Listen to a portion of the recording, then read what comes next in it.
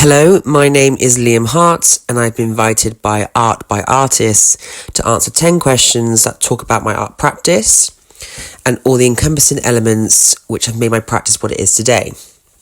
Question 1. What is my background? So, I'm from a working class background. I'm one of 7, all in all coming from a family of 9. And I come from Gloucestershire in England.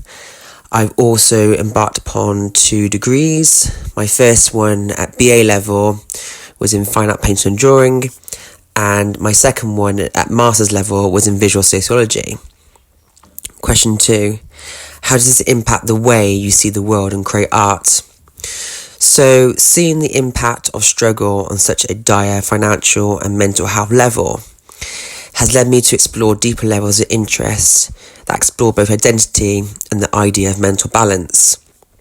My upbringing, watching both how my mother and father coped and how my siblings therefore survived, expressed the varying paths individuals took when overcoming pain.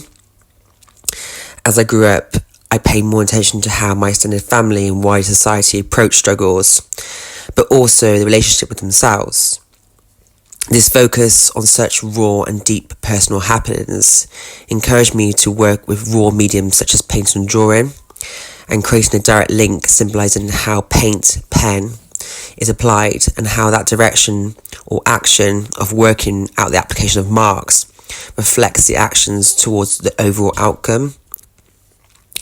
And on a wider lens, my beliefs on mental health, particularly within the wider society, holds limited understanding as to how mental health and struggle can vary from person to person.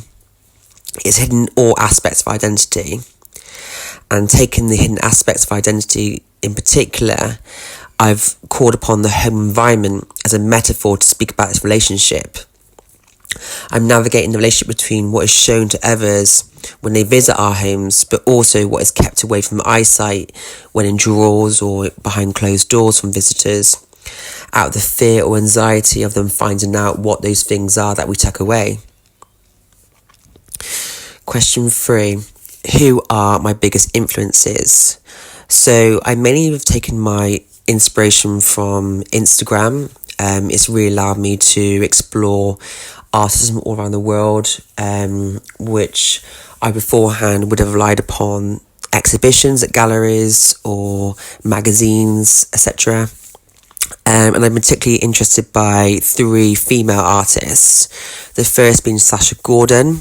Fantastic work, fantastic painter, and I recommend you all follow her on Instagram, along with the other 2 as well, which is Von Wolf and Amy Beeger.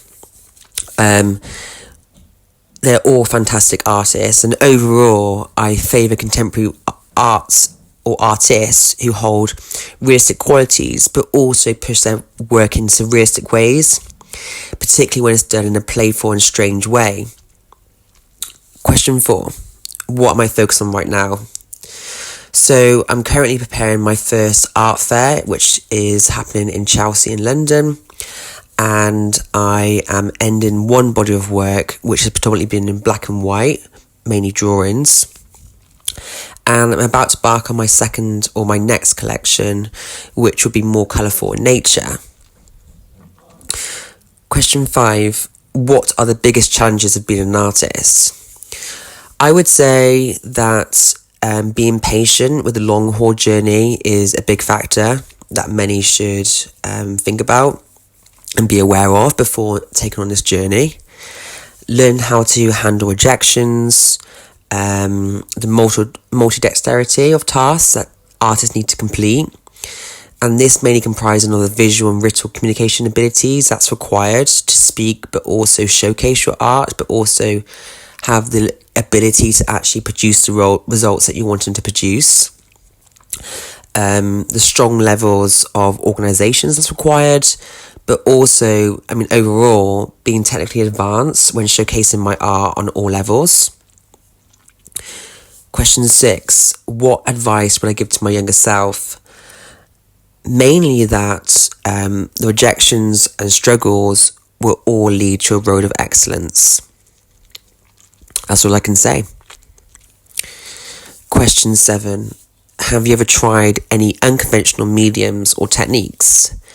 So, particularly when I was in my BA, I did practice with latex a lot, particularly when I was making body parts. I've also worked with rubbish at times in which I have not been able to afford materials, and that really allowed me to stretch the limits of what was artistically available and achievable, and not always working to set results based on restrictions of what you can afford. And all in all, that kind of journey or experimentation has enabled me to find my mediums of expression. Question 8. Do you listen to any music or have any type of background noise while you work? So I do listen to music, and listening to music is very much involved with my artistic process. I tend to favour quite motivational, like fast music, such as that of drum and bass, but also equally find that softer calmer music can be required when deep periods of contemplation need to occur. And so it's not one as opposed to the other, but more so a balance of the two, depending on my energy or mood at the time. Question 9. What's the best reaction someone's had to your artwork? So a close friend in my life cried at one of my paintings before. This wasn't the intended reaction nor the response I was looking for. And I appreciated and deeply valued the individual acknowledging and understanding the deep pain, but also release a trauma that I was trying to express within the work.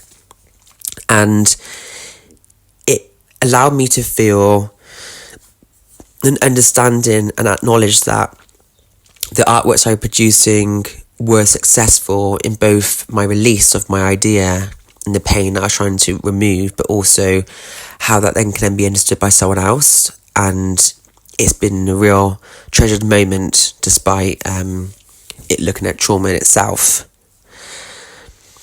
Number 10, do I have any upcoming events and what is my social media handle? So from the 12th to the 14th of July, the art fair that I'm participating in is called the Untitled Art Fair in Chelsea at the Old Town Hall. I recommend everyone getting themselves a ticket and coming along to see my booth, which is in the main hall. And I'm also available on Instagram via Liam Hart Studio, and that is Hart, which is Hart. And just to let you all know that my website is currently in development, so should you need to contact me, via Instagram is preferable. Thank you very much for this opportunity, and I hope you've enjoyed learning more about my practice.